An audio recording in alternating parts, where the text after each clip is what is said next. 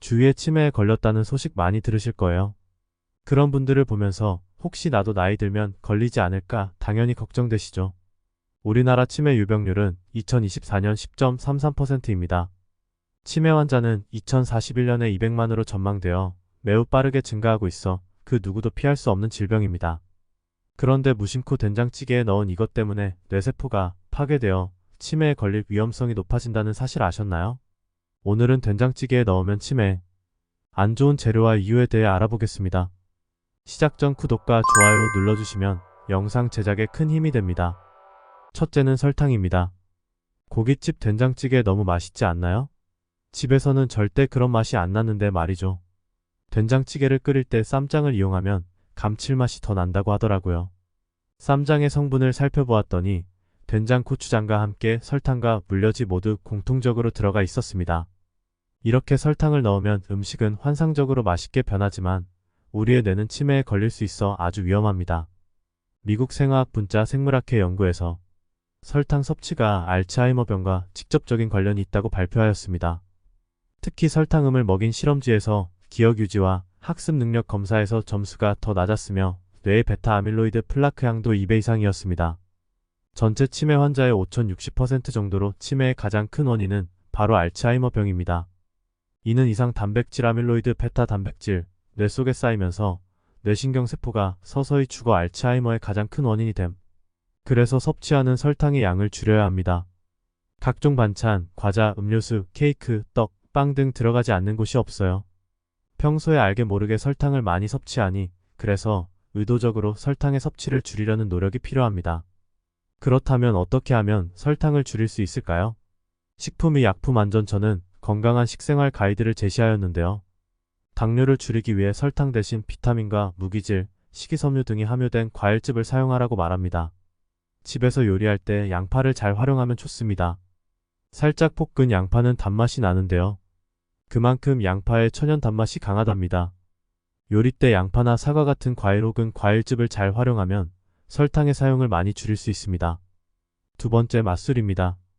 혹시 고기 잡내 잡으려고 맛술 사용한 적 있으시죠? 돼지고기나 생선 조림할 때도 맛술은 빠지지 않고 많이 사용합니다. 음식의 비린내를 잡거나 음식의 풍미를 위해서이죠. 맛술은 한 큰술당 22칼로리의 열량과 5g의 탄수화물을 포함하고 있습니다. 당이 높기 때문에 당뇨 환자는 특히 주의해야 한답니다. 맛술 3숟가락이면 설탕 1스푼의 설탕량입니다. 맛술보다는 생선이나 육류를 조리하기 전에 레몬이나 키위, 식초를 활용합니다. 육류를 레몬이나 식초로 전처리했을 때 만성염증의 주범인 당독소가 적다는 연구 결과가 있습니다. 최종 당화 산물이란 가열을 하거나 일정한 온도를 가했을 때 단백질이 결합되어 만들어지는 것으로 쉽게 당독소라고 부릅니다. 냄새를 잡고 고기를 부드럽게 할 뿐만 아니라 이 방법이 당독소 생성도 억제한다니 천연의 재료를 사용 안 할 이유가 없습니다. 세 번째, 기름에 바싹 구운 고기입니다. 고온에서 조리한 고기, 특히 직화구이는 당독소를 발생시켜 우리 몸에 만성염증을 일으킵니다. 쥐모델 실험 연구에서 당독소를 먹은 쥐가 뇌신경을 보호한 단백질 시루트인 수치는 감소했습니다.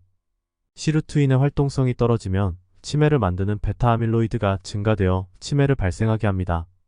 그럼 고기를 먹지 말아야 할까요? 노화 연구에 있어 세계적인 박상철 교수가 오랜 기간 동안 장수한 사람들을 연구하였는데요. 장수인들의 특징으로 조리 과정을 꼽았습니다. 고기를 굽거나 삶아서 먹는 것이 당독소를 줄여 치매를 예방하는 훨씬 건강한 방법입니다. 네 번째, MSG입니다. 글루타메이트는 단백질에서 추출한 나트륨염으로 음식의 맛을 향상시키는 조미료예요. 이것이 너무 많으면 뇌는 과도하게 흥분을 하고 과활동성 때문에 산소가 부족해져 뇌신경이 죽게 됩니다. 이런 상태를 흥분톡성이라고 합니다. 글루타메이트는 우리가 잘 알고 있는 MSG와 아스파탐입니다. 인공 조미료보다 다시마 사용하면 어떨까요? 이것이 감칠맛만 내는 것이 아니라 후코키산틴이 아메방 억제 효과도 있습니다. 니시노 교수팀은 쥐를 이용해 이런 연구 결과를 발표하였습니다. 다시마의 끈적끈적한 부분 있죠? 이것이 푸코이단인데요. 수용성 식물 섬유입니다. 이것이 암세포를 공격하는 NK세포를 활성화한다는 연구도 있습니다. 또한 일본의 대표 장수 음식이 바로 이 다시마입니다. 미처 몰랐던 다시마의 효능이 정말 무궁무진하죠.